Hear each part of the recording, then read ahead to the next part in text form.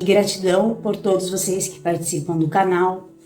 Fico muito feliz com os comentários, leio todos, como vocês já perceberam, procurando responder na medida do possível.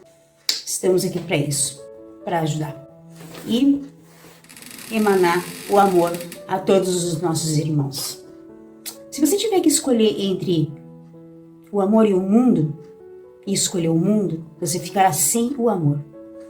Mas lembre-se de uma coisa, se você escolher o amor, você conquistará o mundo. E agora fiquem com as palavras maravilhosas do nosso querido e amado irmão Divaldo Franco.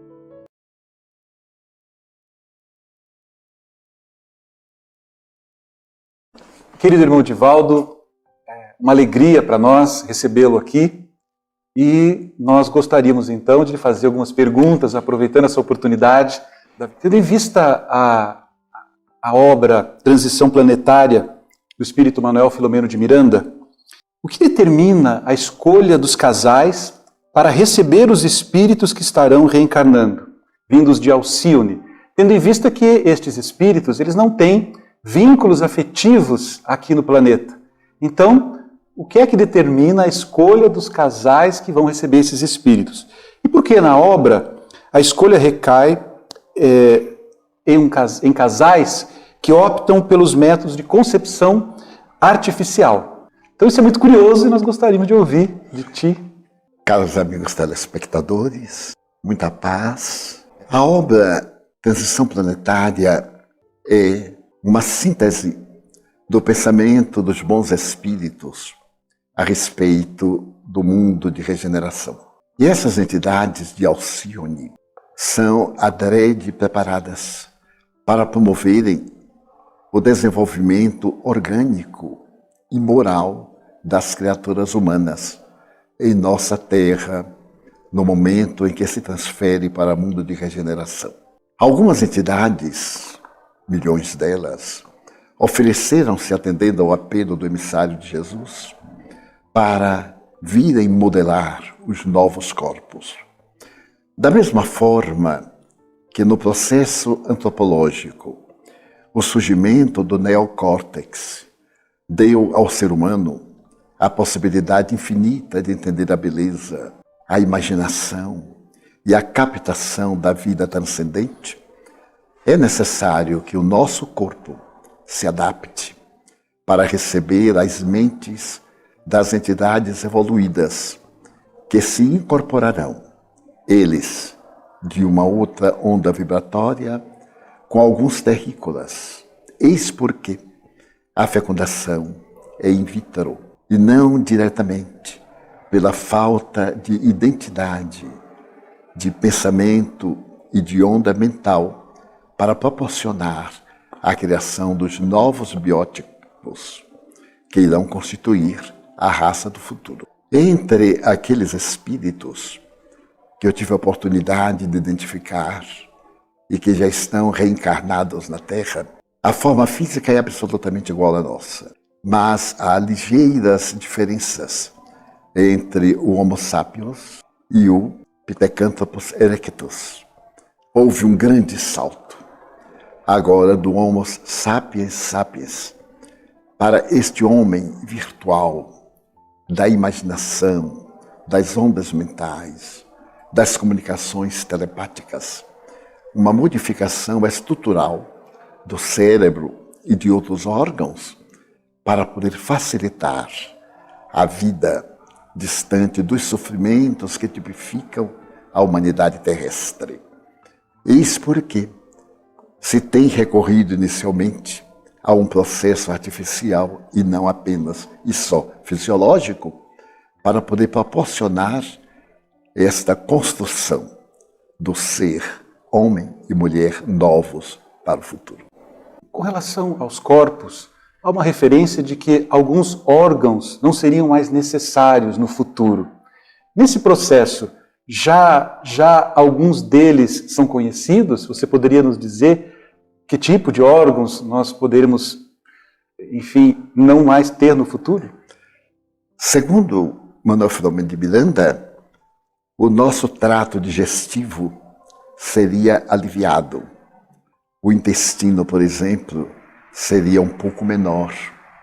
Também o estômago, porque a própria alimentação que nós iremos utilizar será menos brutal e menos artificial, como esta que nós temos utilizado na base de hormônios, desde as carnes variadas, que para aumentar a produção recebem altas doses de hormônios que são transferidos prejudicialmente para o nosso organismo.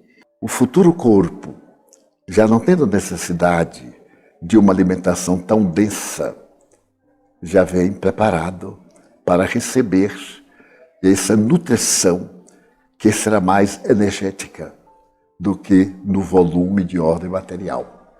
O aparelho respiratório também seria aprimorado para poder dar maior versatilidade à criatura humana. E os sentidos habituais, os 5 sensoriais, seriam estimulados a abrir as portas do 6º sentido para a comunicação mais psíquica do que aquela verbal, gráfica ou oral. Que maravilha. Divaldo, com relação a Francisco de Assis, ouvimos falar que Francisco de Assis deverá retornar ao cenário terrestre, sobretudo em terras europeias, onde então teria uma missão semelhante àquela que desenvolveu no século XIII. O amigo podia nos dizer se isso já se concretizou? Os espíritos informam que a partir de 2025, as reencarnações mais significativas se farão mais rápidas e mais numerosas. Até então, principalmente por causa da alta incidência da depressão, que atingirá o seu clímax, mais ou menos na próxima década, ou na década que iniciamos, pelos anos 24 a 26, com uma grande incidência de suicídios, que eles acreditam será a primeira causa mortes, face aos transtornos emocionais, depressivos e outros conjunturais dos relacionamentos humanos. Então, penso eu que a partir dos anos 30, espíritos do porte de Francisco estarão reencarnando-se para, naturalmente, por volta de 45, fazerem-se identificar como os grandes gênios da nova era. Que maravilha.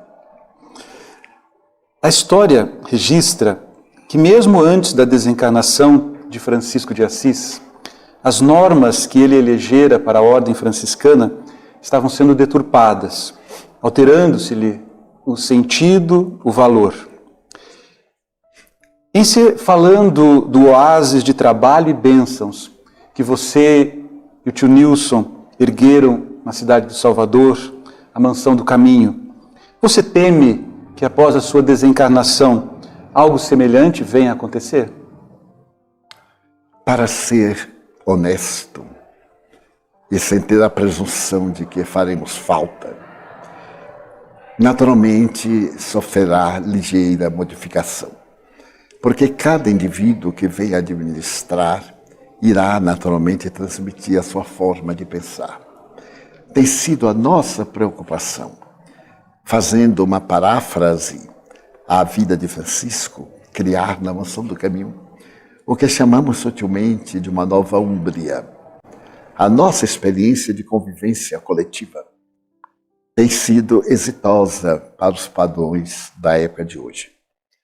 Mas, ao mesmo tempo, não temos logrado aquele desejo da compreensão primacial do Evangelho e as outras secundárias. Embora sejam todas pessoas excelentes, devotadas, portadoras de uma grande predisposição para o bem, os vínculos com os interesses terrestres ainda predominam em a nossa natureza. E nós, eu em pessoa, penso muito que desencarnarei sem ver concretizada essa maneira de ser a mansão, um modelo mínimo do que poderá ser a nova sociedade. O nosso objetivo essencial em nossa instituição é nunca negar. Dizemos em tom de brincadeira, é necessário não dizer que nós não podemos ajudar. Sempre podemos ajudar. E quando não tivermos o que a pessoa solicita, daremos o que nós possuímos. Abordaremos a questão do Evangelho, transmitiremos energias através de passes, levaremos as atividades espirituais e contribuiremos com os recursos materiais que para nós são importantes, porém, nessa faixa, parte secundária. Temos conseguido algo, porque necessitamos hoje de funcionários para levar adiante a obra. E como eles não têm o espírito da obra em si mesmo, temos algumas dificuldades em fazê-los entender que a nossa instituição é uma empresa. Muito tempo eu lutei para tirar a palavra empresa, mas fui vencido pela comunidade. Então eu passei a usar sutilmente a empresa de Jesus. E Joana escreveu uma mensagem a respeito do que é a empresa de Jesus, do que são os métodos da empresa de Jesus. Ela então me disse que Jesus é o grande empresário, que é o maior que se conhece, porque é o presidente da empresa de amor instalada na terra. E que aqueles que são servidores abnegados são, portanto, credores de maior entendimento. Os outros ainda estão na fase de permutar. São servidores, mas têm as suas necessidades que devem ser remuneradas. Mas que chegaremos ao momento de que essa empresa de Jesus será totalmente diversa. De uma maneira feliz, no ano que passou, nós iniciamos, através de amigos experientes, conhecedores de tecnologia, uma mudança radical, desde a administração ao comportamento, para que nos próximos 10 anos tenhamos um esquema que possa proporcionar a segurança das bases, mesmo que faltem os corpos meu, de outros companheiros que estamos encarnados, aqueles que forem participar de alguma forma, terão que assimilar através dos impositivos estatutários. E depois de 10 anos, então, a nova mentalidade construirá a entidade de amor, para poder servir, talvez, de modelo a outros menos experientes. Divaldo, todos nós nos extasiamos ante alguns relatos das suas produções mediúnicas, como, por exemplo, a conferência em Coatepec e as curas ali ocorridas. Poderia nos falar dessa experiência? Algo semelhante se reproduziu em outras localidades? Sim. Tem se reproduzido de uma forma sutil e discreta para não chamar a atenção. Nós vamos muito ao interior da Bahia uma vez por ano. Isso desde 1970. E é uma região muito difícil de acesso. Só há pouco tempo chegou a tecnologia, chegaram estradas, porque ela fica entre a cidade do Salvador e Brasília. E com a construção da estrada Salvador-Brasília, ela recebeu alguns benefícios. E naquela região, certo dia, antes de uma palestra, uma senhora paralítica, que era cliente do nosso anfitrião, ela foi acidentada e arrebentou os ossos da bacia. E estava recebendo terapia dele próprio, doutor Epaminondas Correia e Silva. E quando nós chegamos para a palestra, ela havia sido levada com 2 muletas de madeira. Ela me disse chorando: "Ah, Sr. Divaldo, peça a Jesus para me curar. O senhor me ajude."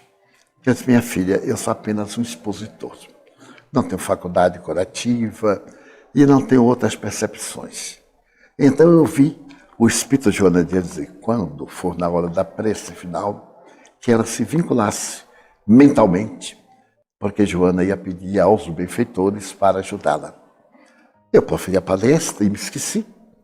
Mas quando eu cheguei na hora da oração da gratidão, que é sempre variada, eu recordei-me e olhei para ela. Ela estava sendo dobrada em profunda concentração. E eu fui continuando a oração. Quando eu cheguei na parte que agradecia a bênção das pernas para poder andar, ante aqueles que são paralíticos, etc., ela derrubou as muletas, levantou-se com muita serenidade, oscilou um pouco, fez a volta e saiu. Eu fiquei surpreso. Mas as pessoas que a conhecem notaram também. Terminada a reunião, o esposo veio com ela e ela disse: Edivaldo, eu fiquei boa, absolutamente boa. Eu não andava, mesmo com a ajuda das muletas, e as muletas são deixadas aí.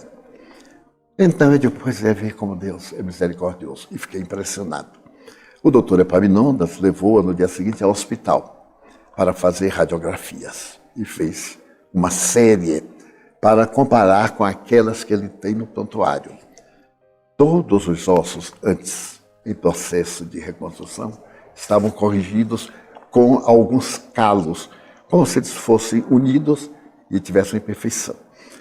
Então, amigo nosso, Washington Fernandes, ele tem sido gentil, escreve a meu respeito, é um advogado brilhante do estado de São Paulo. Ele resolveu ir fazer a pesquisa e documentar, e constatou que realmente houve uma mudança muito grande nos processos de recuperação dos ossos. E a partir daí, todos quantos me pedem: eu estou doente, na hora da prece, os guias vão lhe ajudar. Tem ocorrido algumas curas que nós silenciamos e deixamos que aconteça pelo merecimento do próprio paciente. E eu tenho muita preocupação com isso, para não cair no lado mágico, místico e fanático, e deixar a parte doutrinária no segundo plano. Ok, obrigado. Edivaldo, e você? Nós sabemos das tuas dores, né, das dores que o tem acometido nesses últimos tempos. E há sempre uma curiosidade, se durante as atividades essas dores permanecem, desaparecem, como estão? Adriano, é algo que a mim me surpreende. Se eu pudesse, ficaria o tempo inteiro nas atitudes espíritas, porque todas as dores e sensações de mal-estar desaparecem por milagre. Eu mesmo fico suspeitando: meu Deus, será que isso é uma fixação neurótica? É um transtorno de autossugestão? Porque tem vezes que eu estou tão mal, pela manhã principalmente, sem poder levantar-me, que eu me atiro ao chão para pegar o remédio a 2 passos. E quando alguém vai me visitar, sempre é meu filho Otaviano, eu peço para ele me ajudar a levantar, porque eu não tenho forças. E as dores são muito grandes. Outras vezes eu peço ao Juan para que ele me aplique o método Aliana. É o único que me faz dormir, sem remédio. Mas o curioso é que nessas ações espirituais, algo ocorre, que o meu organismo muda. Faz anos eu tive um infarto do miocárdio e uma morte aparente, uma quase morte. E fiquei com uma deficiência cardíaca. Ainda não se fazia o transplante. Estavam fazendo as primeiras experiências na África do Sul. Mais tarde, bem mais tarde, digamos que há 4 anos, eu tive necessidade de fazer uma pequena cirurgia. E amigos me levaram a um hospital de renome no Brasil, que é uma referência internacional. Apresentaram-me ao seu cardiologista, que é um homem de representação internacional. Ele me submeteu a todos os exames, as coisas. Eu estava com muita taquicardia. E depois, quando ele fez os estudos, algo aconteceu com as artérias cardíacas. Porque a razão do meu infarto, da minha parada cardíaca, é que eu tinha uma artéria com 95% problematizada, a outra com 75% e a terceira com 60%. E naquela época o cardiologista disse: é impossível estar vivo. E eu não sentia nada. Mas então agora o médico disse: notei uma coisa estranha. Eu já atendia muito mais de 5.000 pacientes. E o seu organismo fez algo que é a primeira vez que eu vejo. Eu perguntei, mas doutor, não estou entendendo. Ele disse, a irrigação do coração continua perfeita. Porque uma veia fez uma curva para nutrir do coração e você está tendo nesta veia o que seria a artéria que produz a sua sensação, porque a artéria continua bloqueada. No entanto, da forma cardiológica, você está muito bem, aos 88 anos na época. Quando eu completei 90 anos, porque qualquer atividade médica que eu for a esse hospital, sou submetido logo ao eletrocardiograma, por causa da idade, quando faz os bloqueios das hérnias. E ele examina e diz, olha, você tem um coração excelente, para uma vida longa. E um dia ele me perguntou, como é que você explicaria isto? Tratando-se de um homem materialista, eu pensava, então eu expliquei que os bons espíritos me levantaram do leito, que eu estava desenganado, tinha, digamos, no máximo 40 dias de vida, e lentamente eu me recuperei tomando apenas vasodilatador, Isordil. Ele disse, mas isso somente é um paliativo. Dilata a artéria para passar o sangue, mas não resolve o problema. E então eu expliquei que eu acho que os espíritos devem ter feito alguma coisa para poder me proporcionar a oportunidade de continuar trabalhando. E, curiosamente, eu não tive mais nada no coração, exceto taquicardia. Há 2 anos e meio, mais ou menos, eu estava em Miami, na residência de um querido amigo espírita, e estava a taquicardia tão forte que eu estava tendo dificuldade respiratória. Então, o Juan me havia apresentado o livro dele sobre a terapêutica energética, e eu disse, então aplique a Liana Ime. E ele aplicou. É um método de transmissão vibratória. E eu fiquei 1 ano sem taquicardia. Eu não sou uma pessoa impressionável. A própria vida me ensinou a ser cauteloso. No fim do ano passado, mais ou menos em outubro, eu tive muitas emoções, muitas preocupações, como é natural. Algumas dificuldades, alguns desafios, e a taquicardia voltou. Então, um dia eu pedi para ele me aplicar novamente, eu digo, olha, Juan, voltou a taquicardia. Ele aplicou, orando, naturalmente, e eu fiquei absolutamente bem. Não tenho, organicamente, nenhuma doença, exceto as hérnias de disco, que eu fiz o 4º bloqueio. E o médico me disse, agora já não deve fazer, porque a alta carga de cortisona no organismo lhe fará mal. Então, eu acredito que quando estamos honestas, sinceramente, a serviço de Jesus, no meu caso, por meio da doutrina espírita, não nos faltam os recursos. E toda hora eu digo a meus amigos, busca primeiro o reino de Deus e sua justiça, e tudo mais é acrescentado. Então, e assim você chegou aos 92 anos, certamente com alguma moratória que vai ficando, né? Exatamente. À medida que a gente vai avançando. É curioso que eu estou na idade de risco e tenho pensado muito, porque a fragilidade de um idoso, a fragilidade orgânica, qualquer vírus, qualquer bactéria pode interromper-lhe a vida. Mas eu gostaria de registrar e dizer aos amigos que, se por acaso eu contrair o vírus, não é nada por causa da pandemia. É que o meu ciclo de vida está terminando. E o vírus é apenas o instrumento de encerrar um ciclo que de qualquer forma terminaria. Não fora o vírus, seria uma outra coisa qualquer. Um derrame cerebral, uma paralisia, um choque, uma gripe. Qualquer uma coisa orgânica, sem ser o que se pode dizer. É um castigo àqueles que foram vítimas. Não é castigo, são ocorrências naturais do processo evolutivo, que não me causam a mínima preocupação. Até quando os médicos me dizem, olha, você está na fase de risco. Eu digo, mas meu amigo, eu já vivi tanto, que não é um risco mais desencarnar, é uma bênção de Deus. Porque uma coisa que eu gostaria, depois da minha desencarnação, era que os amigos, ao contemplar esta existência larga, anotassem uma coisa, O Divaldo tentou ser fiel até o fim. Não conseguiu, mas uma qualidade merece análise. Foi perseverante. Sou perseverante na doutrina dos espíritos.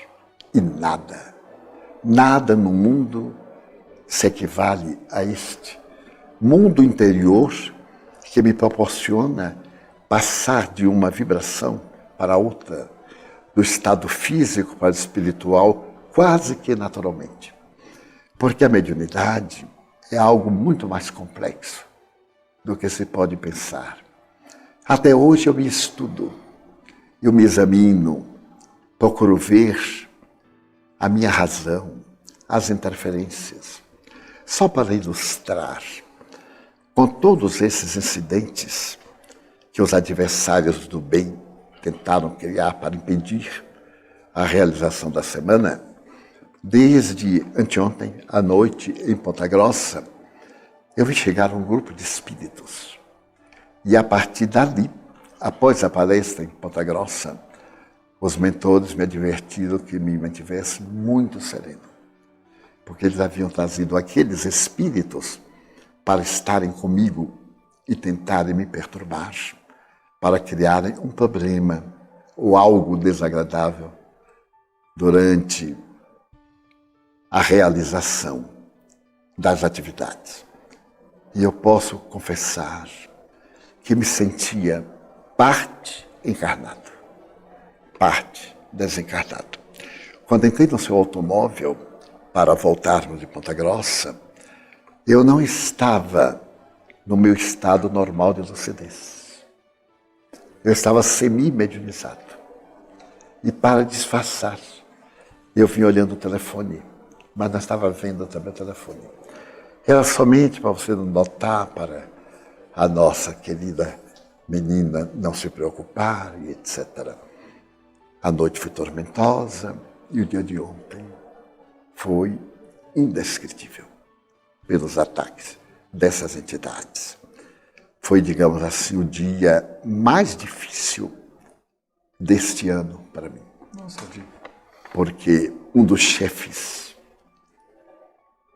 desse grupo anti-espírita que vem influenciando muitas pessoas contra Jesus, porque o objetivo é apagar Jesus da história, apagar o nome de Jesus da história, ridicularizando, atormentando-nos, fazendo que aqueles que pretendem ser fiéis entrem em conflitos, em dúvidas, sintam-se atraídos para o que antes era normal, uma atração física, um deslize, mas agora como que uma sede de determinados comportamentos.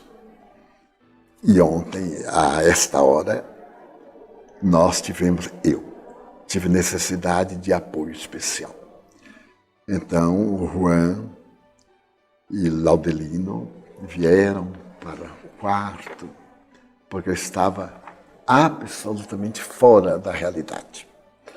E eu disse para eles, eu lamento, porque estou semelhante a um médium obsidiado, a um médium de princípios, porque eu estou fazendo um espetáculo, peço desculpa a vocês, mas não estou normal.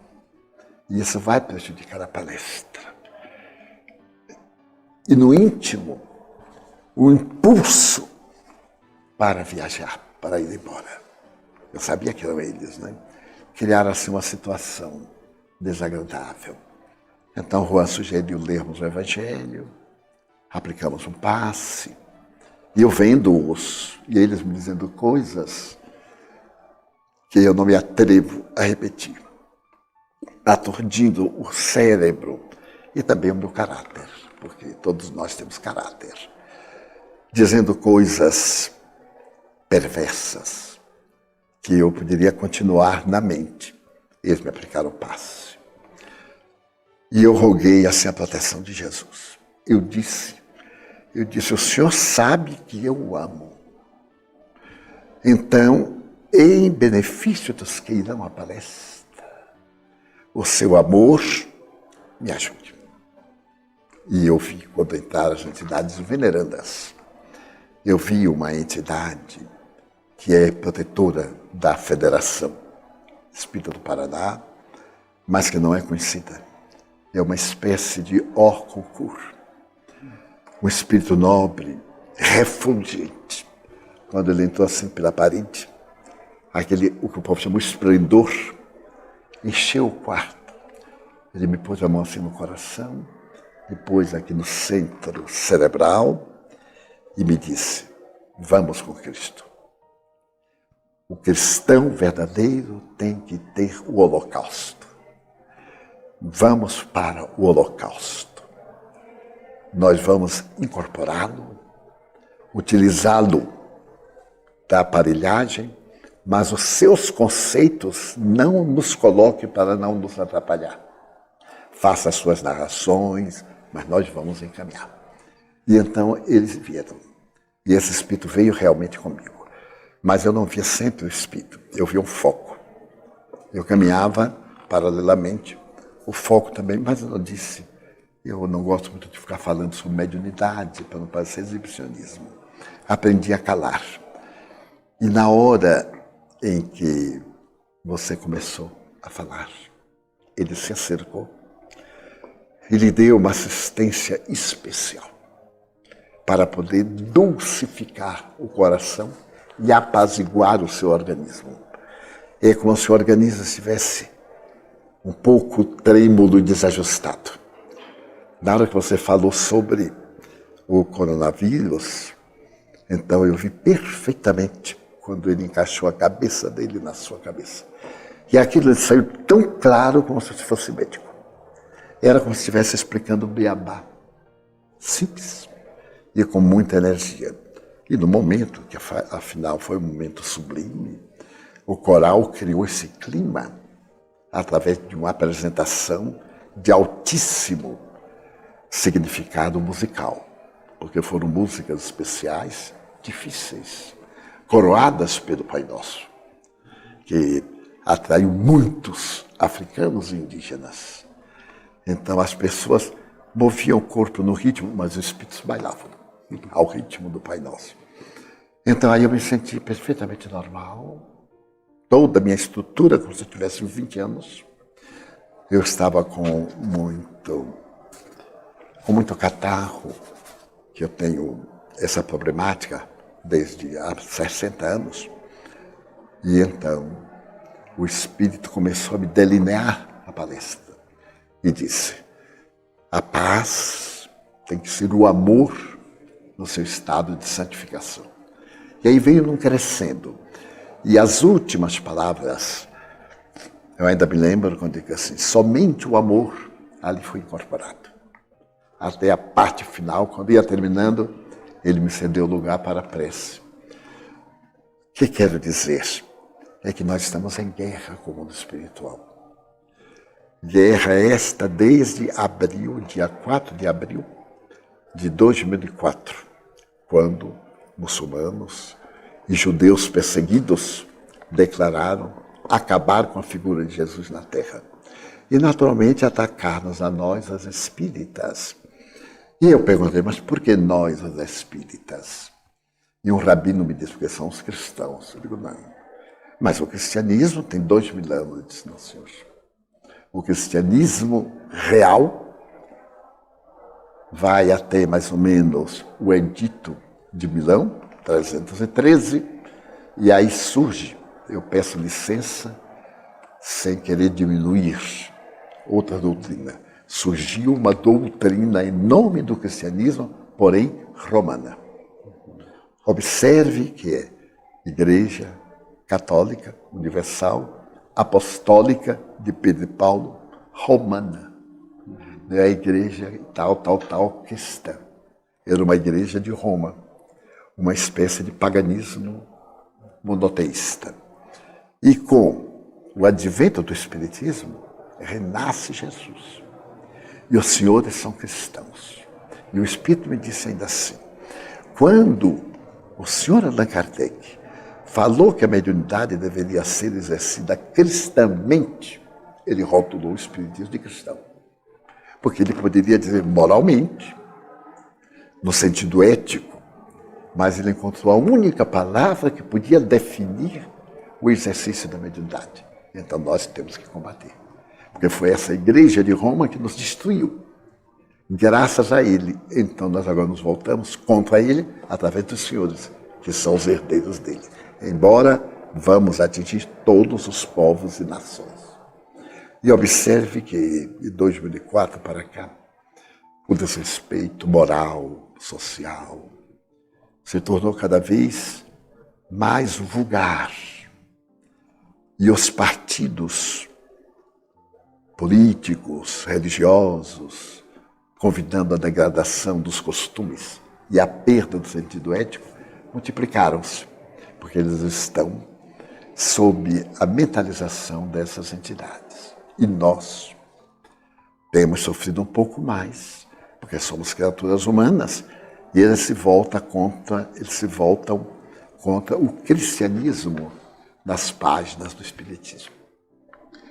Divaldo, se me permite, eu penso que, como você faz muita luz, inspira a todos nós, traz, enfim, tantas orientações seguras, esses ataques que lhe atingem, é porque mira-se sempre o foco mais radiante, que é você no presente momento, no nosso movimento espírita. Eu lhe digo com a lealdade de um velho amigo. A minha vida é o Espiritismo. E o pensamento do Cristo, como diz Paulo, me leva ao delírio. Esse homem incomparável, que nos deu a grandeza e a majestade da terra, merece-nos tudo. E eu acredito que os bons espíritos estão procurando médiuns, pessoas corajosas, no bom sentido da palavra, que não se importa, eu não me importo com a perseguição deles. E até fico contente, porque eles me privaram das chamadas satisfações humanas. Eu aprendi a não me incomodar com nada. Venho a Curitiba desde 1954, sempre falar na boca da censura, e me dava curiosidade de ir, nunca fui. Na Ópera de Arame, nunca fui. No Jardim Botânico, nunca fui. Não saio do hotel. Verdade. E só vou a restaurante por causa do programa que a federação faz, para não me deixar sintonizar com as circunstâncias. Eu não venho em turismo, eu venho a serviço.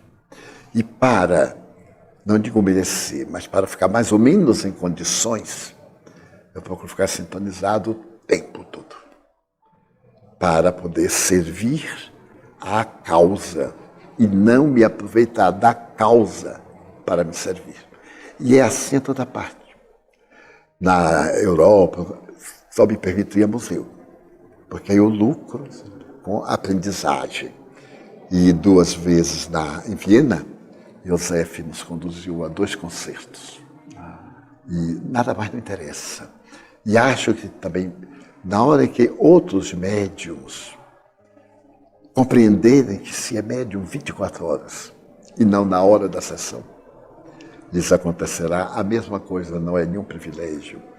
É porque, de qualquer forma, eu chamo a atenção, bem e mal. Porque eu tenho os que me querem e aqueles que não me querem, que são meus irmãos. Então, eles me agridem mais, porque alguma ocorrência em mim reflete negativamente em nome da doutrina e, por fim, do Cristo. Eles me dizem, não é a ti, tu não vales nada. Nós estamos vendo Ele em ti. E como, porque às vezes eu digo assim, mas é um crime o que fazem comigo. Porque eu sou empregado, eu sou servidor, vão ao patrão. E o que o patrão mandar eu faço. Eles não, com o patrão não podemos, mas contigo podemos. Aí eu me conformo. E eles ficam.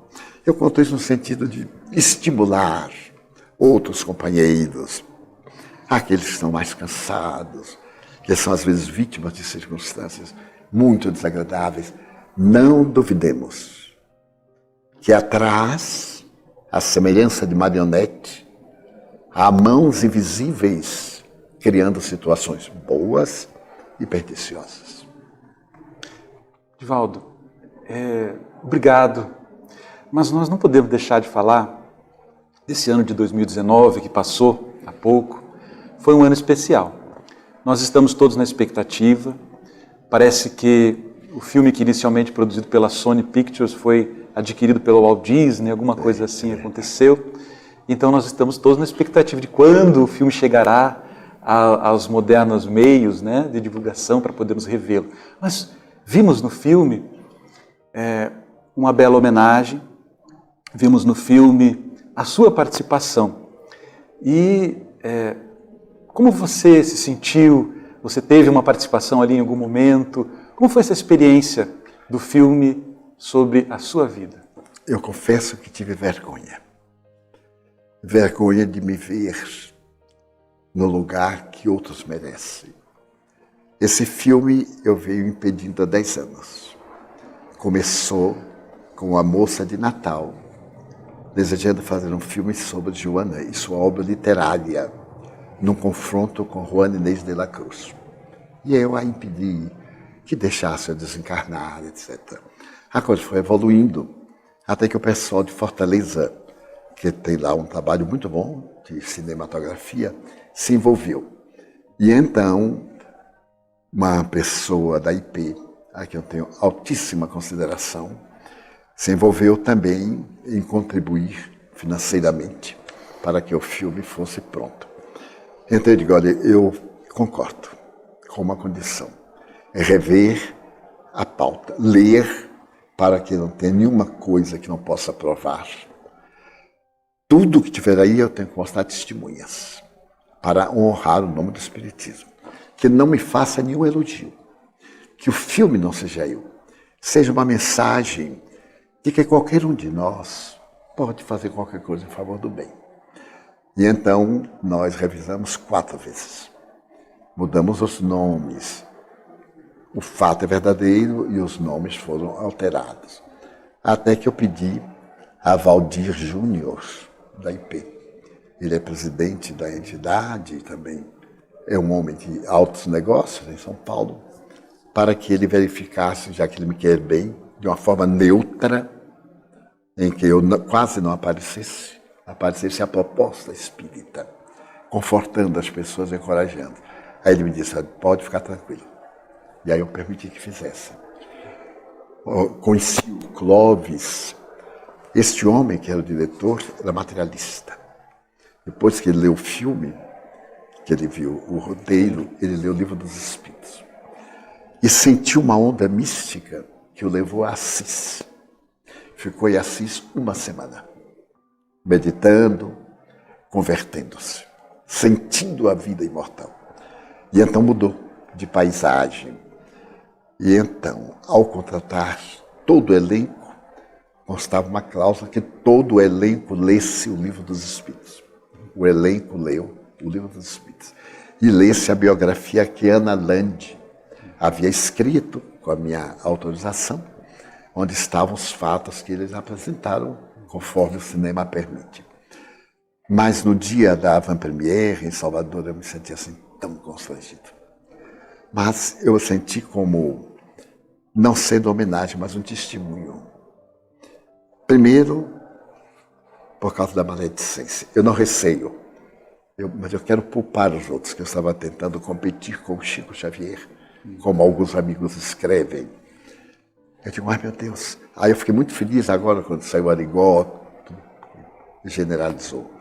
Depois, porque eu sei que tudo tem um preço. E a minha vida é muito curiosa. Eu tenho uma imensa alegria quando estou no auge da alegria. Me acontece algo para voltar ao normal. Os meus conflitos, as minhas necessidades emocionais, a minha solidão. Então acontece, eu tenho que sempre estar, vai e volta.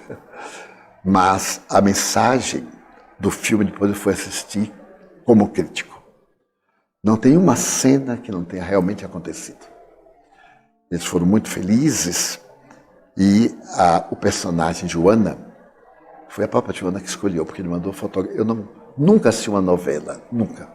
Um capítulo, nunca assisti. Então mandou várias fotografias para eu ver quem pareceria mais com Joana, quando ela começou.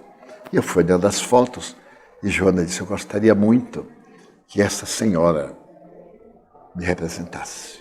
Então eu disse, olha, essa senhora, Joana acha que está muito bem para o papel dela. E depois, uma outra foto, Joana disse, vamos colocar Ana, minha mãe. Esta moça tem um caráter parecido com Diana. Então aquela senhora que fez o papel de minha mãe foi apontado por Joana. O mais eu não envolvi, ele me convidou para fazer uma cena, eu fui fazer a cena, que não foi posta no filme. Ali está um resumo, mas tem muito mais coisas. E aí eu assisti o filme, fiquei meio constrangido, mas superei, como se fosse de outra pessoa. Eu fui também à Van Premiere em São Paulo, e o governador do estado foi. Aliás, não surpreendeu, foi ele e a senhora. Sem guarda, sem nada, bem simples. Foram lá ao restaurante, foram ao cinema. Eu fiquei surpreso. E no íntimo eu gostei, porque muita gente assim, eu me comovi até as lágrimas. Mais de 1000 pessoas me disseram isso. Mas eu gostei tanto do filme, me falou o coração. Era o que eu desejava. A mensagem. Que eu fosse apenas, como um dia um obsessor disse, tu és o trompete. Se não tiver quem sopre, tu não vales nada. Então o trompete foi soprado para confortar as almas. É quase uma confissão que estou fazendo, é uma entrevista, né? Pelo amor que eu tenho à Federação do Paraná e a você. Querido Divaldo, nós queremos te agradecer. Então nós queremos registrar a nossa gratidão em nome do Departamento de Comunicação Social Espírita da Federação Espírita do Paraná e que nós desejamos que você tenha ainda longa vida. Aliás, você terá longa vida, nós aprendemos isso. Aqui ou do lado de lá, você estará sempre